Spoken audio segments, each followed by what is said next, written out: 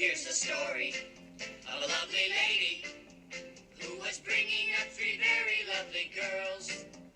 All of them had hair of gold, like their mother, the youngest one in curls.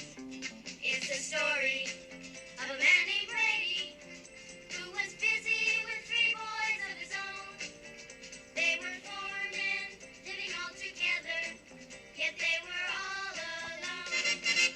Till the one day when the lady met this fellow, and they knew that it was much more than a hunch, that this group must somehow form a family. That's the way we all became the Brady Bunch, the Brady Bunch, the Brady Bunch. That's the way we became the Brady Bunch.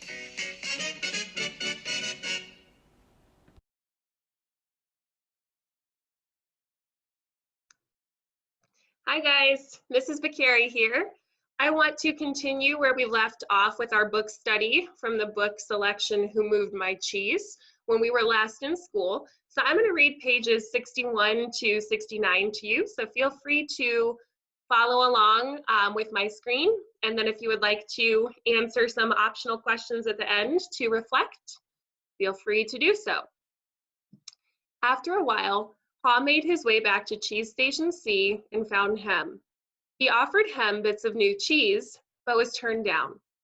Hem appreciated his friend's gesture, but said, "I don't think I would like new cheese. It's not what I'm used to. I want my own cheese back, and I'm not going to change until I get what I want." Pa just shook his head in disappointment and reluctantly went back out on his own. As he returned to the farthest point he had reached in the maze, he missed his friend, but realized he liked what he was discovering. Even before he found what he hoped would be a great supply of new cheese, if ever, he knew that what made him happy wasn't just having cheese.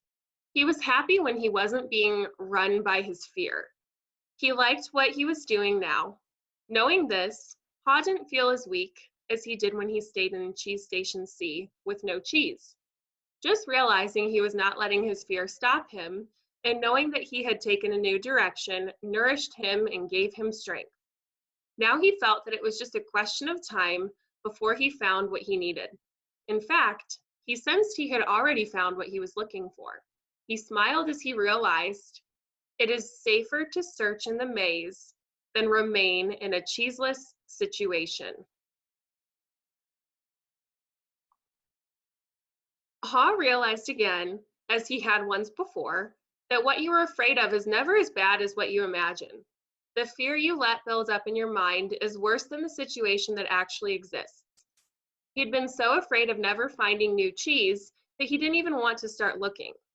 But since starting his journey, he had found enough cheese in the corridors to keep him going. Now he looked forward to finding more. Just looking ahead was becoming exciting. His old thinking had been clouded by his worries and fears. He used to think about not having enough cheese or not having it last as long as he wanted. He used to think about what could go wrong rather than what could go right. But that had changed in the days since he had left Cheese Station C. He used to believe that cheese should never be moved and that change wasn't right. Now he realized that it was natural for change to continually occur, whether you expect it or not. Change could surprise you only if you don't expect it and weren't looking for it. When he realized he had changed his beliefs, he paused to write on the wall. Old beliefs do not lead you to new cheese. Pa hadn't found any cheese yet, but as he ran through the maze, he thought about what he had already learned. Pa now realized that his new beliefs were encouraging new behaviors. He was behaving differently than when he kept returning to the same cheeseless station. He knew that when you change what you believe, you change what you do. You can believe that a change will harm you and resist it, or you can believe that finding new cheese will help you and embrace the change. It all depends on what you choose to believe. He wrote on the wall. When you see that you can find and enjoy new cheese, you change course. Ha knew he would be in better shape now if he had dealt with the change much sooner and left Cheese Station C earlier. He would feel stronger in body and spirit and could have coped better with the challenge of finding new cheese. In fact, he probably would have found it by now if he had expected change, rather than wasting time denying that the change had already taken place. He used his imagination again and saw himself finding and savoring new cheese. He decided to proceed into the more unknown parts of the maze and found little bits of cheese here and there. Pa began to regain his strength and confidence. As he thought back on where he had come from, Pa was glad he had written on the wall in many places. He trusted that it would serve as a marked trail for him to follow through the maze if he ever chose to leave Cheese Station C. Pa just hoped he was heading in the right direction. He thought about the possibility that Hem would read the handwriting on the wall and find his way. He wrote on the wall what he had been thinking about for some time. Noticing small changes early helps you adapt to the bigger changes that are to come. By now, Pa had let go of the past and was adapting to the present. He continued on through the maze with greater strength and speed, and before long, it happened.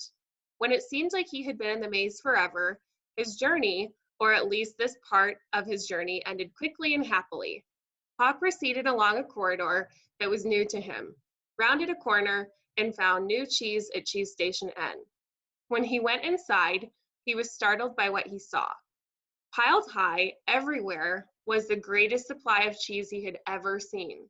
He didn't recognize all that he saw, as some kinds of cheese were new to him. Then he wondered for a moment whether it was real or just imagination, until he saw his old friends Sniff and Scurry. Sniff welcomed Ha with a nod of his head, and Scurry waved his paw. The fat little bellies showed that they had been here for some time.